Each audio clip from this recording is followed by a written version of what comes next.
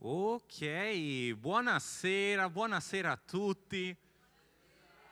Buonasera, che bello avere finalmente un gruppo di persone che mi risponde, non come certe brutte persone che frequentano i nostri sabati. Allora, è sabato, siamo molto vicini a Natale, siamo molto vicini alla fine dell'anno, è un periodo stupendo, è un periodo che molti di noi passano in famiglia, è un periodo che molti di noi passano festeggiando questo ultimo periodo.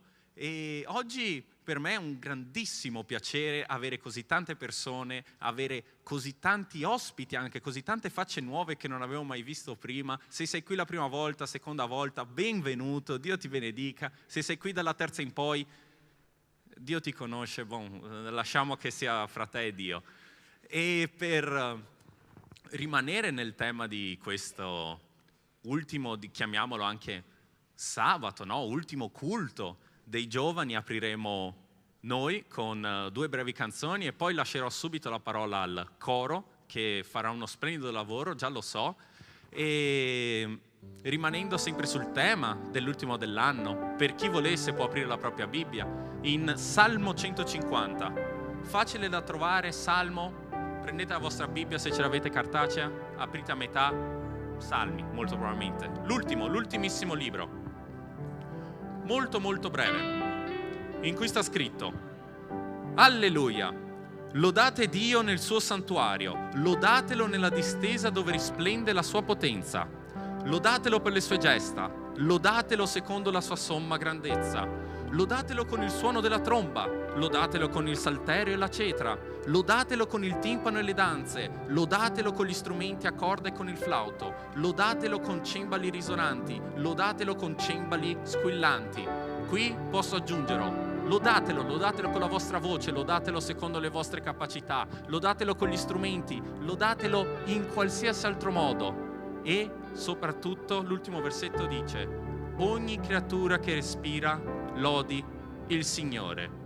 Alleluia! Perciò alziamoci in piedi per godere appieno questa serata. Lasciate pure le vostre preoccupazioni, se non avete ancora salutato il vostro vicino potete farlo adesso, persone che non si vedono già da un po'. E lodiamo insieme il Signore, lodiamolo se siamo stonati, lodiamolo se non sappiamo suonare, lodiamolo tutti insieme. Alleluia!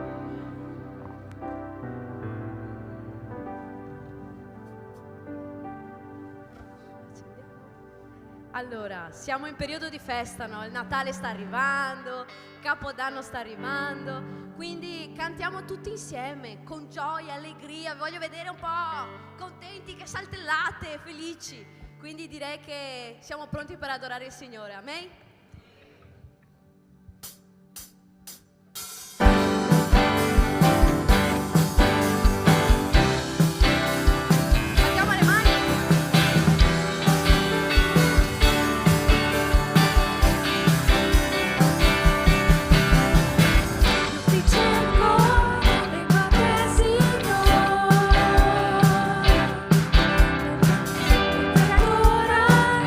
Silenzio sei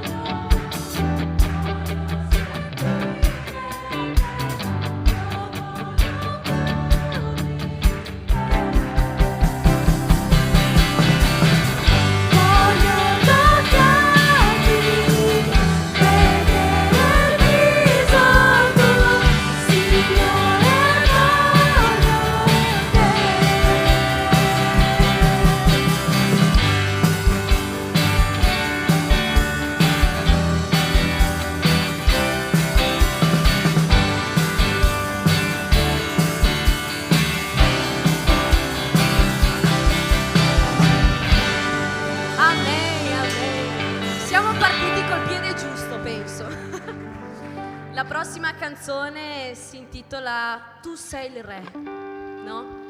Il giorno di Natale, chi è che nasce? Il re dei re, il Signore dei signori. Quindi cantiamo insieme, pensando al testo di questa canzone. Amen?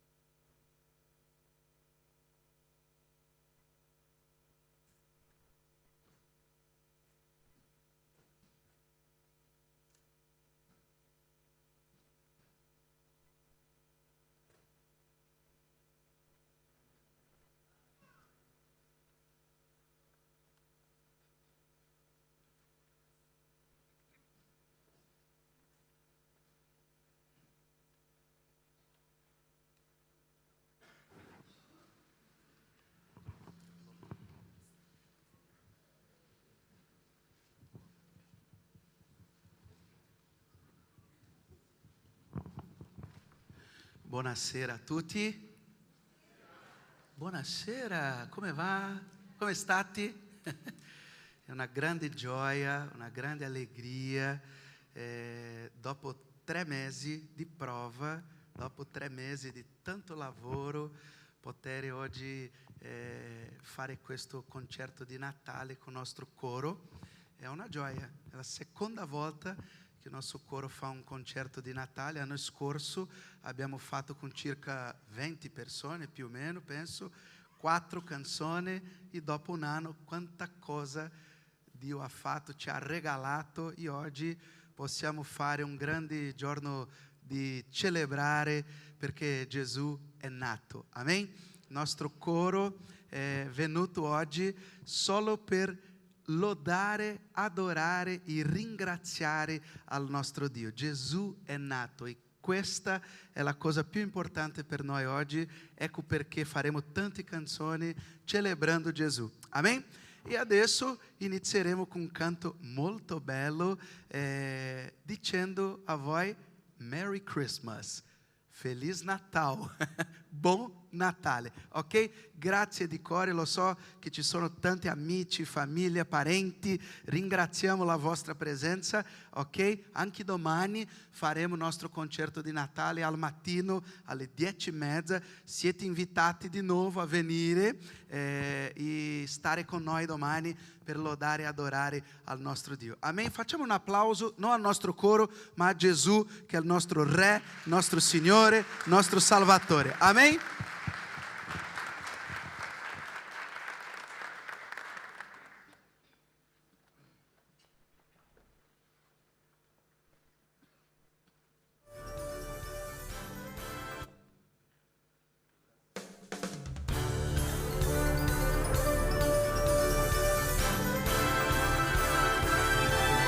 Merry Christmas!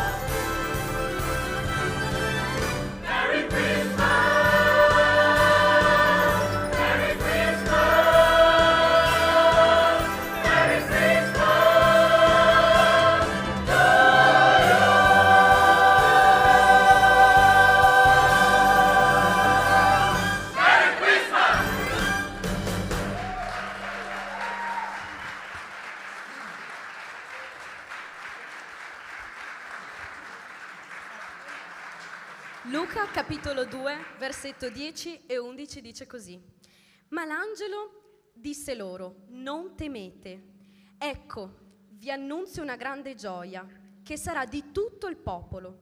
Oggi vi è nato nella città di Davide un Salvatore, che è il Cristo Signore.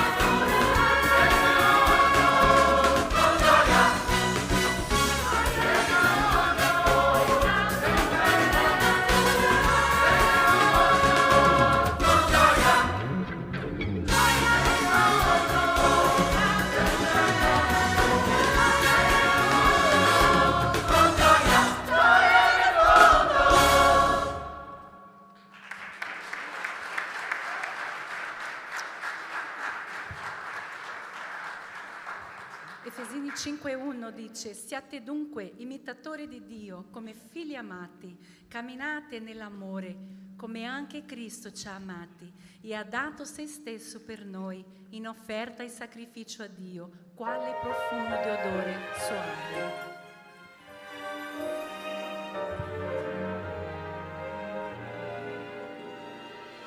Sleigh bells in the snow and trees with lights aglow, a sound of carols in the air.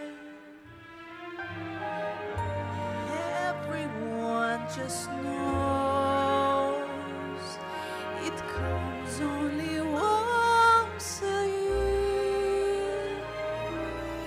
It's Christmas once again.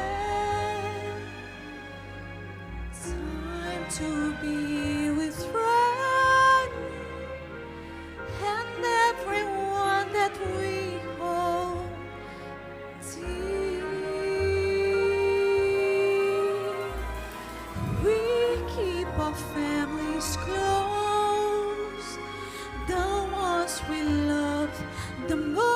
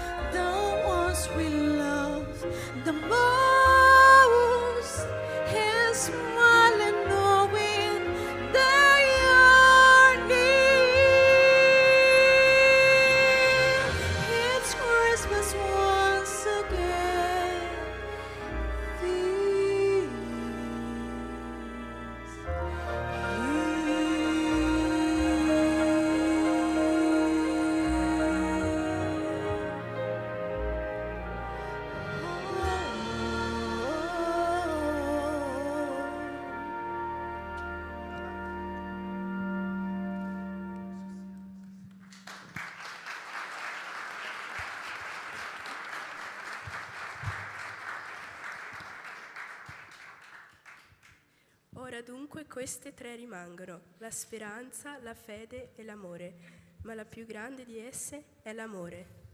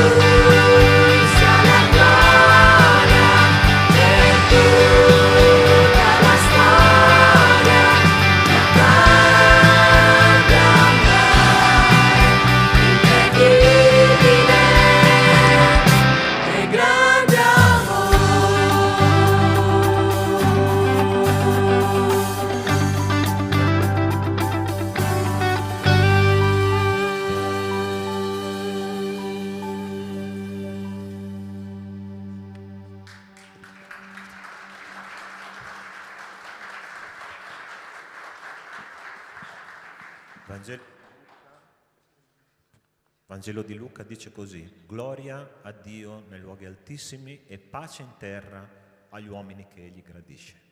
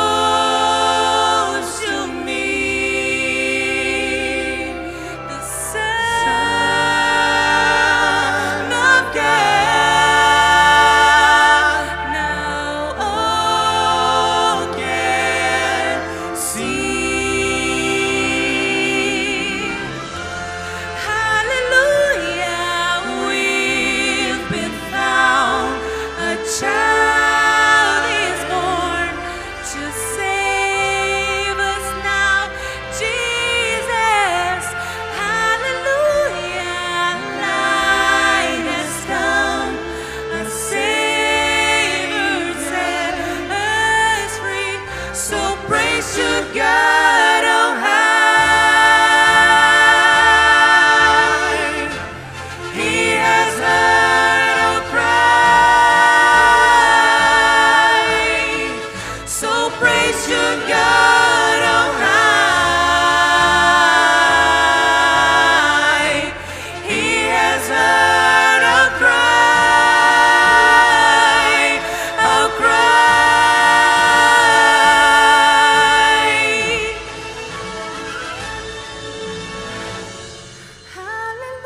Hallelujah, we've been found.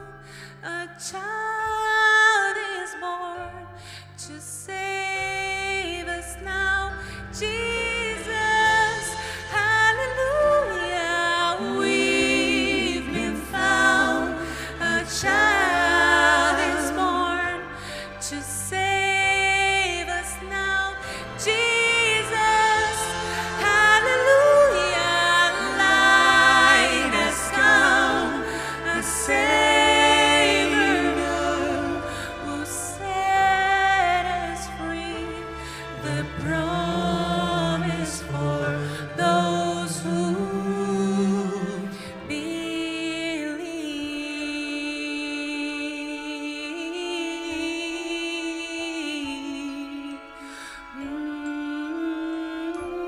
My baby.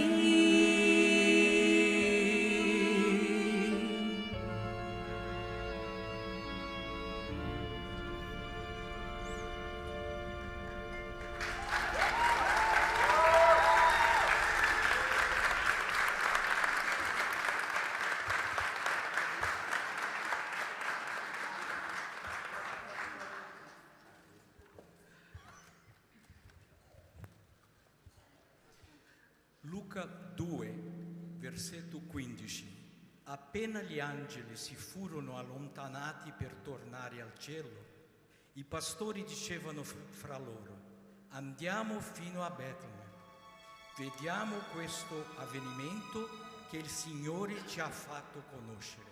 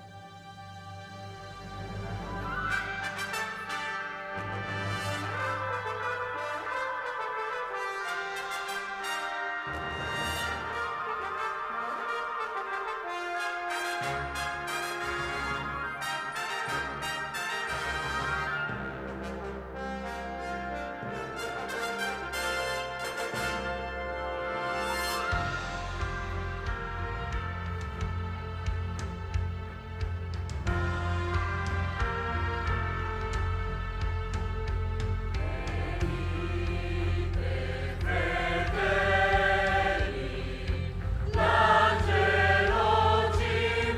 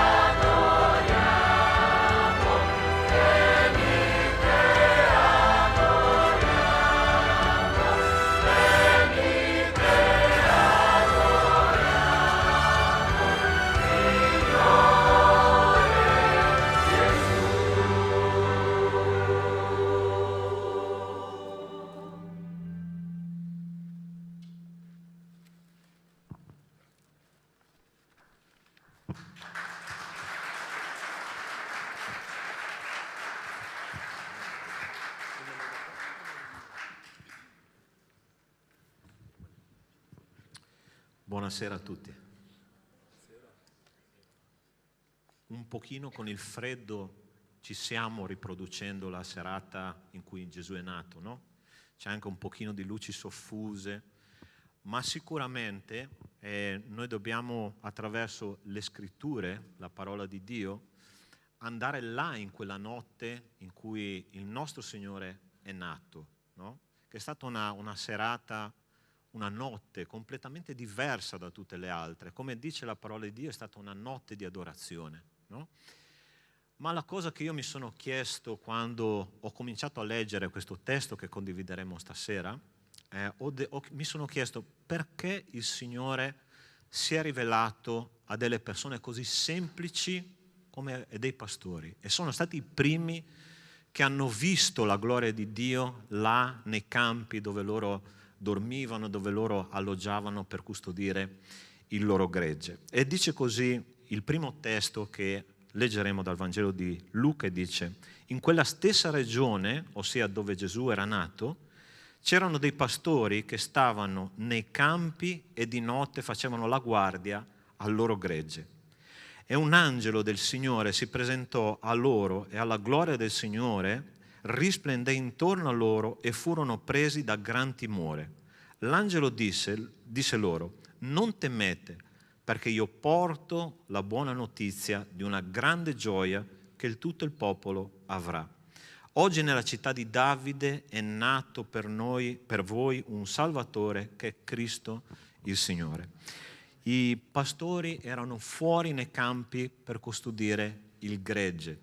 Interessante che i pastori in Israele era una categoria di lavoratori che era considerata impura, ossia loro vivevano, dormivano, mangiavano, facevano tutto quello che dovevano fare fuori dalle città, perché la loro carica batterica con il contatto con il gregge, con le pecore, era molto alta, no? E quindi loro abitavano praticamente giorno e notte tutto il tempo dell'anno fuori dai paesi, fuori dai villaggi, ed erano anche rifiutati, erano anche discriminati dai religiosi di quel tempo, che ovviamente erano i farisei.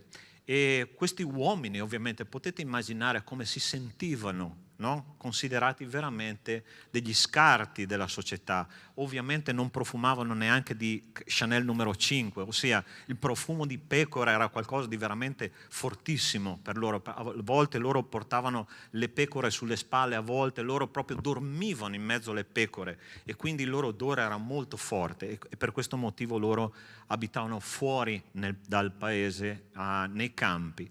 E l'angelo del Signore ha scelto di rivelarsi proprio a loro, persone che avevano bisogno di essere accettati per quello che erano, persone che avevano bisogno di una parola di conforto, persone che avevano un senso di appartenenza molto basso alla società di quel tempo, e Dio si è rivelato proprio a loro, persone umili che avevano un'estrema necessità di conoscere il Dio che diceva di amarli profondamente. Io non so perché tu sei qua questa sera, ma sai, la società moderna oggi non viviamo più fuori dalle città, anzi viviamo in case ben riscaldate, con la nostra televisione, il nostro divano, tutte le comodità possibili e immaginabili, ma sai, i bisogni dell'uomo non sono cambiati. Noi abbiamo bisogno di una parola di conforto, noi abbiamo bisogno di essere accettati per quello che noi siamo, noi abbiamo bisogno di qualcuno che ci stringa e che ci dica: tu sei importante per me. E Cristo è venuto al mondo quella sera per dire a tutti gli esseri umani: tu sei importante per me. Provate a immaginare il Dio onnipotente, onnipresente, onnisciente, illimitato, sceglie di entrare in un corpo piccolo, umano, limitato, con le sue paure, con le sue difficoltà, con i suoi limiti umani, con la sua sofferenza. Cristo avrebbe sofferto per ciascuno di noi e avrebbe scelto di essere un essere umano a tutti gli effetti, ed è venuto qua ancora una volta quest'anno per dirci: io ti amo per quello che tu sei, sono venuto per incontrare te. Che meraviglioso messaggio che è questo nella parola di Dio. E perché Dio si è rivelato a questi piccoli pastori? Perché questi erano persone che avevano un grande bisogno di sentire l'amore, quello vero, quello che viene da Dio stesso. Quindi erano là quella notte e hanno visto la gloria di Dio manifestarsi a loro, perché loro avevano un cuore che aveva una grande necessità di questo abbraccio da parte di Dio. Ma non soltanto questo, ma perché loro avevano un cuore pronto. Guardate cosa dice il secondo testo che leggeremo adesso. Dice: quando gli angeli se ne furono andati verso il cielo, i pastori dicevano tra loro: andiamo fino a Betlemme e vediamo ciò che è avvenuto e che il Signore ci ha fatto sapere.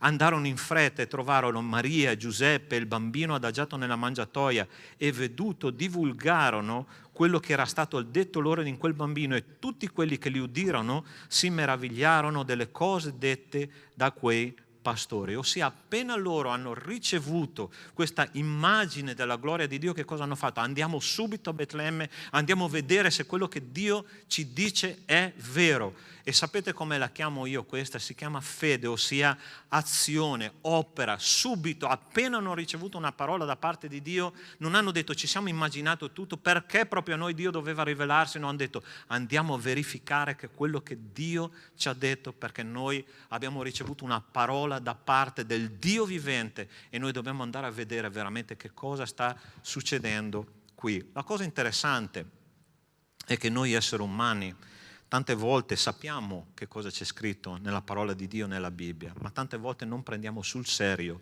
il nostro Dio.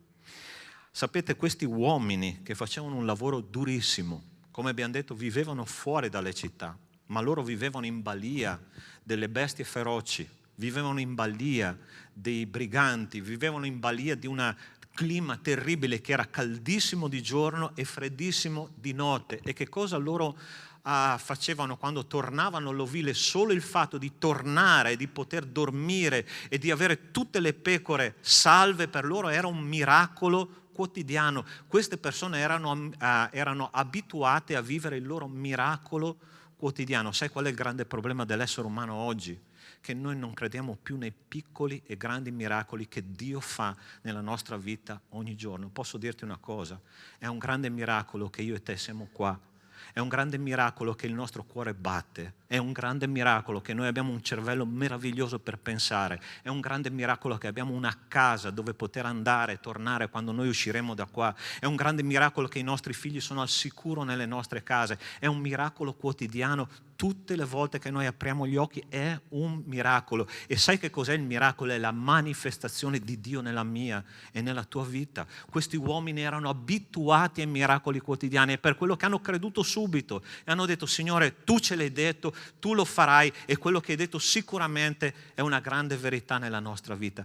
Cari fratelli, care sorelle, amico che sei qua, comincia a guardare la vita attraverso gli occhi di Dio, i piccoli miracoli quotidiani che sono tutti intorno a te, basta saperli vedere, basta saperli toccare con mano. Questi uomini hanno visto e sono andati e la loro fede è stata messa in moto immediatamente perché avevano un cuore pronto ad ascoltare e a vedere i miracoli di Dio. E ultima cosa, questi uomini sono stati messaggiati, se così possiamo dire, da Dio. Sai perché? Perché avevano un cuore grato. Come abbiamo detto, la vita del pastore non era una vita semplice, ma guarda cosa dice questo testo. E i pastori tornarono indietro glorificando e lodando Dio per tutto quello che avevano udito e visto, come era stato loro annunciato. Allora vi faccio una domanda: questi pastori sarebbero diventati dei ragionieri, degli ingegneri? La loro vita sarebbe rimasta tal quale, ossia la notte dopo sarebbero tornati fuori nei campi, avrebbero fatto il loro giro con le pecore, avrebbero patito il caldo di giorno, il freddo di notte, ma loro tornano con un cuore grato perché avevano conosciuto l'unica persona che poteva fare la differenza nella loro vita. Cristo Gesù il Signore non aveva ancora predicato una sola parola, ma quel bambino aveva già cambiato la vita di queste persone che tornavano con gratitudine ai loro campi, alle loro occupazioni, alle loro difficoltà, anche alle loro sofferenze, però avevano conosciuto colui che poteva fare la differenza nella loro vita. C'è qualcuno che può fare la differenza nella tua vita, si chiama Cristo Gesù il Signore. Quando tu lo conosci ti posso assicurare che puoi tornare alle tue occupazioni con tutte le tue difficoltà, ma la tua vita cambia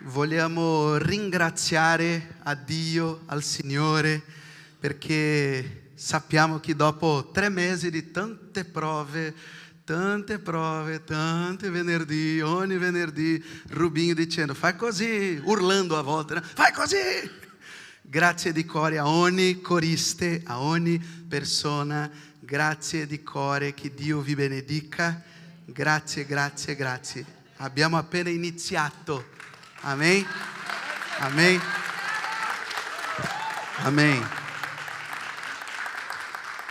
Per finire questa serata di lode e adorazione a Dio faremo un canto, faremo una canzone bellissima che è un vero coro, un coro addirittura, come diciamo nella nostra prova, addirittura si deve cantare una canzone scritta un compositore che si chiama George Frederick Handel, e questa canzone si chiama Alleluia. È un testo della parola del Signore che si trova Apocalisse capitolo 11 versetto 15. Questo è proprio una parte del testo di questo canto. Poi il 7° angelo suonò la tromba e nel cielo si alzarono voci potenti che dicevano: il regno del mondo è passato al nostro Signore e al suo Cristo, ed egli regnerà nei secoli dei secoli. Amen. Quando George Frederick Handel ha scritto questa canzone, lui vedeva degli angeli, lui aveva una visione del cielo. Pensa com'era nel momento che lui sentiva la voce proprio del Signore e ogni parola veniva, e lui ha scritto questo bello canto vedendo proprio la gloria del Signore. E quando Handel ha fatto la prima esibizione di questa canzone a Dublino, subito quando è iniziata questa canzone il re si alzò perché era emozionato. E cosa si fa quando un re si alza? Le persone anche devono alzare. E fino ad oggi quando si canta Alleluia, di solito cosa la Chiesa deve fare? Alzare per lodare a Dio, dicendo che il regno del Signore è venuto e il regno del suo Figlio, e egli regnerà per sempre. Amen. Cantiamo per finire questo concerto di lode e adorazione a Dio, ringraziando a Gesù perché Lui è nato, Lui è venuto, Lui è anche morto per noi e noi dobbiamo ringraziare a Gesù. Amen? Cantiamo Alleluia? Alziamoci. Potete cantare insieme se volete. Non è che è facile cantare Alleluia, no? Addirittura non è facile. Amen. Cantiamo questo bello canto.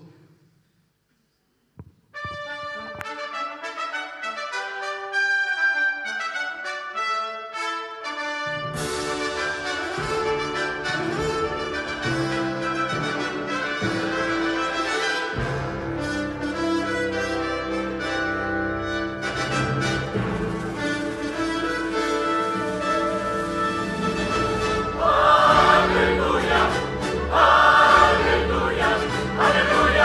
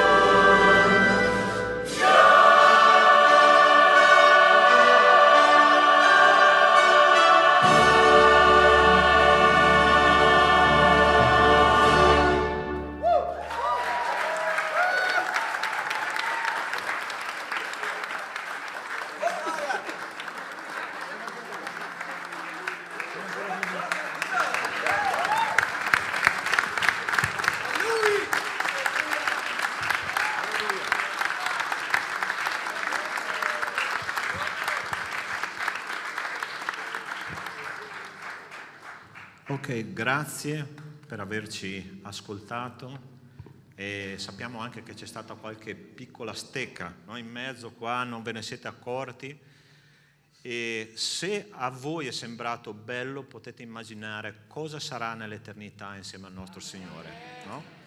È un piccolo assaggio proprio di quello che succederà quando saremo nell'eternità.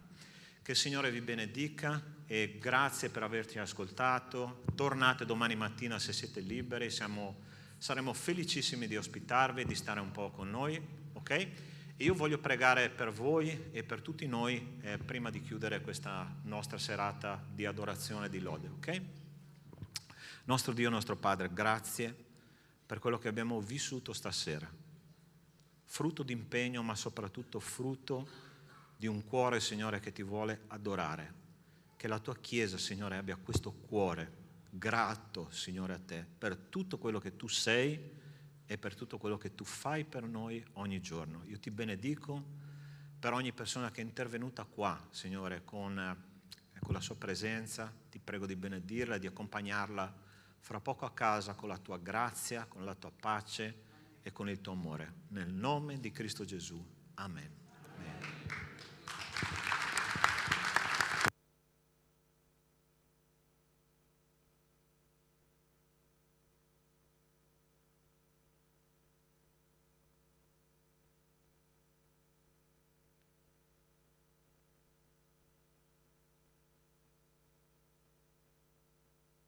La prima, Dios. Tis the season. Vai Riccardo, per favore. Tis the season. Bis è domani, per favore. Domani alle 10:30, mi raccomando. Dovete venire di nuovo. Vai, tis the season.